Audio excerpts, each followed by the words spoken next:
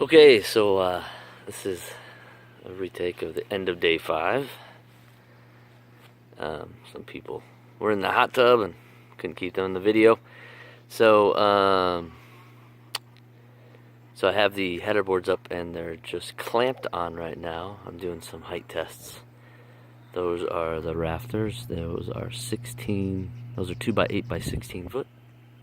It's gonna go on that house side over there.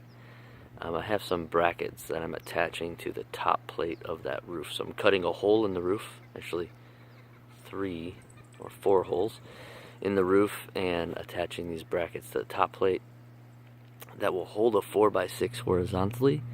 And then in those rafters there'll be a seat cut on the house side, and then there'll be a seat cut on the header side closest to me.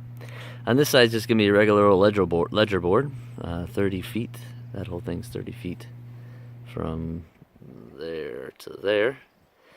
And so that'll be a regular old ledger board with 4.5 inch lag screws, 1/2 inch by 4.5 inch lag screws every 16 or so inches. I have the additional or old hardy plank there on the ground that I'll use to go under and over, plus silicone and flashing. So those are all up. I am ready to put that ledger board up so I can put on those rafters to then test my diagonal beam or diagonal rafter, which is going to be 4 2 by 8 by 24 foot boards that will go from that corner to where that string is right there, but there'll be a beam, another 6 by 6 that'll come all the way at the ground here and go all the way up, and then there'll be a rafter that goes from there to there.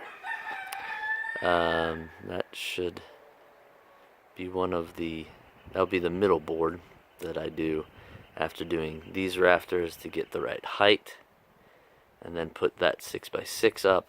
I already have the ground anchor in the concrete there, and then I'll put in the supports, the 4 by 6, and then these rafters here.